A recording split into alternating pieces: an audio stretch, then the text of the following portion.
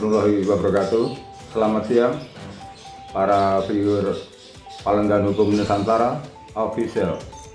Bahwa pada siang hari ini kami akan membicarakan masalah restoratif justice.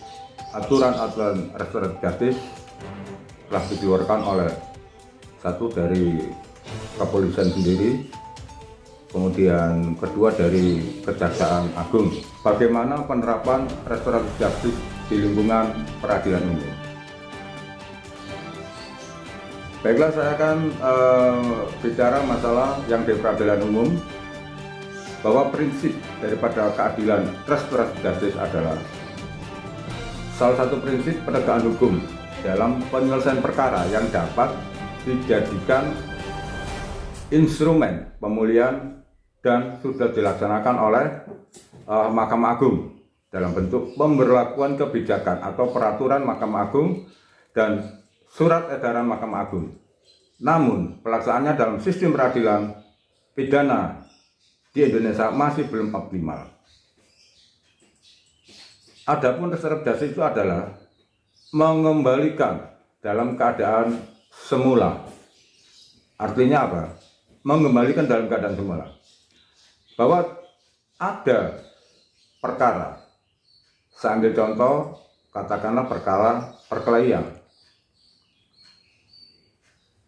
di mana perkelahian ini adalah 1 lawan 1. Kemudian salah satu korbannya di dalam perkelahian ini mengalami luka, sehingga yang satu akan terjerat oleh masalah pidana. Tetapi pidana ini bisa hapus, bisa hilang kalau dilakukan restoratif justice, yaitu adanya kesepakatan antara kedua belah pihak. Yang mana yang luka tadi ini diobatkan dan disembuhkan, kemudian ada kesepakatan antar kedua pihak, antar keluarga, dan diketahui oleh aparat hukum. Kalau permasalahannya masih di kepolisian, ya diketahui oleh kepolisian. Dan terjadi kesepakatan dari semua pihak, sehingga disitulah akhirnya muncul restoratif justice. Asalkan prinsipnya yaitu kedua belah pihak atau satu sama lainnya tidak ada yang dirugikan. Itu prinsipnya. Tapi kalau ada salah satu pihak yang dirugikan, pasti tidak akan terjadi adanya restoratif justice karena tidak ada keadilan di situ. Peraturan Mahkamah Agung Republik Indonesia Nomor 2 Tahun 2012 tentang penyesuaian batasan tindak pidana ringan dan jumlah denda dalam KUHP. Tindak pidana ringan adalah tindakan atau keadilan yang tidak perlu diselesaikan di depan pengadilan. Itu sebetulnya. Kenapa? Karena di sini adalah perilaku perkara yang tidak masuk ke dalam ranah pidana. Kemudian ada lagi peraturan Mahkamah Agung Republik Indonesia Nomor 4 Tahun 2014 tentang pedoman pelaksanaan diversi dalam sistem peradilan pidana anak. Pidana anak ini harusnya lebih ditekankan dalam restoratif justice. Karena anak di bawah umur ini masih membutuhkan bimbingan, masih membutuhkan pendidikan, dan masih membutuhkan kasih sayang daripada orang tua. Jadi pidana anak, kecuali memang sudah tidak ada pemaaf di dalam perkara ini. Tapi bagaimanapun juga, kalau menurut kami dari Palenggan Hukum Nusantara, yang namanya anak itu harus ada pemaaf dan dibimbing oleh negara. Kalau memang perkaranya berat, dibimbing oleh negara, dibina oleh negara, dan dididik oleh negara. Setelah itu dikembalikan kepada orang tuanya lagi. Itu kalau perkara anak yang tidak bisa dilakukan dengan restoratif justice.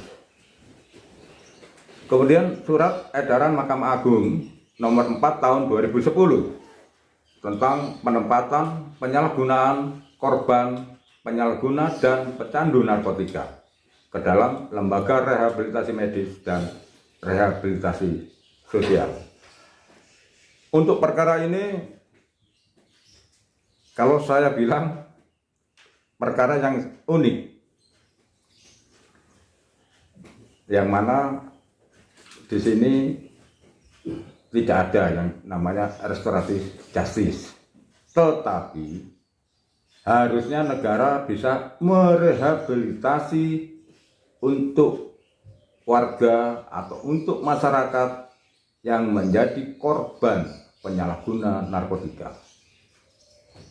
Sudah ada surat keputusan bersama 3 instansi, tetapi tidak berlaku maksimal di dalam penyelesaian perkaranya. Ambil contoh bahwa masyarakat itu menjadi korban penyalahguna narkotika, dia pemakai, kemudian ditangkap oleh aparat dengan barang bukti sisa narkotika di dalam pipet. Saya bilang ini unik.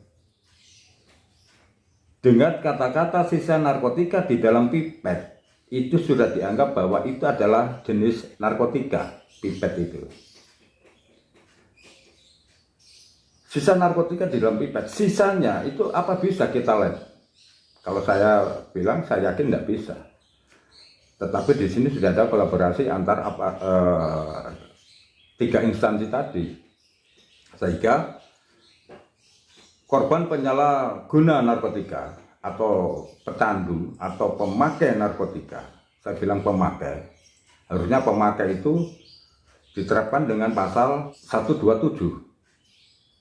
Itu adalah pasal pemakai, asal dengan barang bukti di bawah 1 gram. Apalagi kalau barang buktinya itu pipet.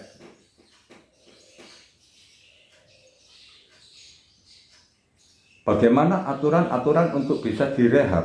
Nah, ini sebetulnya harus dijelaskan kepada korban penyalahguna narkotika tadi. Bukan malah dikenakan dengan pasal sebagai kurir atau pengedar. Di sini sudah tidak ada lagi yang namanya pengobatan. Kalau saya bilang rehabilitasi itu adalah pengobatan untuk supaya penyalahguna narkotika ini bisa sembuh. Makanya saya bilang bahwa perkara narkotika ini adalah perkara yang sangat unik. Banyak aturan-aturan yang sudah diterobos oleh aparat penegak hukum. Kemudian kembali lagi yang disebut dengan restoratif justice tadi, yang sudah saya bilang bahwa restoratif justice adalah mengembalikan ke dalam keadaan semula. Yang seperti saya bilang, perkelahian tadi, perkelahian bukan penganiayaan. Karena kalau perkelahian itu saling membalas, saling adu pukul. Tetapi kalau penganiayaan adalah salah satu korban dianiaya tanpa bisa membalas. Bisa 1, 2, 3 orang yang menganiaya. Tetapi kalau perkelahian itu adalah man to man atau 1 lawan 1. Tetapi kalau 1 lawan 5 itu bisa disebut dengan penganiayaan. Nah, itu. Kemudian bagaimana supaya bisa dilakukan restoratif justice? Ya, ini memang harus ada kesepakatan antara korban luka dengan korban lainnya atau dengan masyarakat lainnya karena ini sudah dilaporkan atau diproses secara hukum, maka harus ada penyelesaian di depan aparat hukum. Kenapa? Karena perkelahian itu bisa diselesaikan dengan restoratif justice, itu bisa. Asalkan korban luka tadi ini diobatkan, disembuhkan, dikembalikan lagi ke dalam keadaan semula kondisinya. Jadi kalau luka di dahi, luka di pipi, luka di tangan, itu harus dikembalikan dengan cara pengobatan. Kuncinya satu, bahwa restoratif justice adalah keadaan atau keadilan yang tidak boleh ada yang dirugikan. Itu kuncinya. Tapi kalau ada yang dirugikan, itu bukan restoratif justice. Pasti terjadi pemaksaan di dalam kesepakatan tadi. Saya rasa sesi satu ini saya rasa cukup.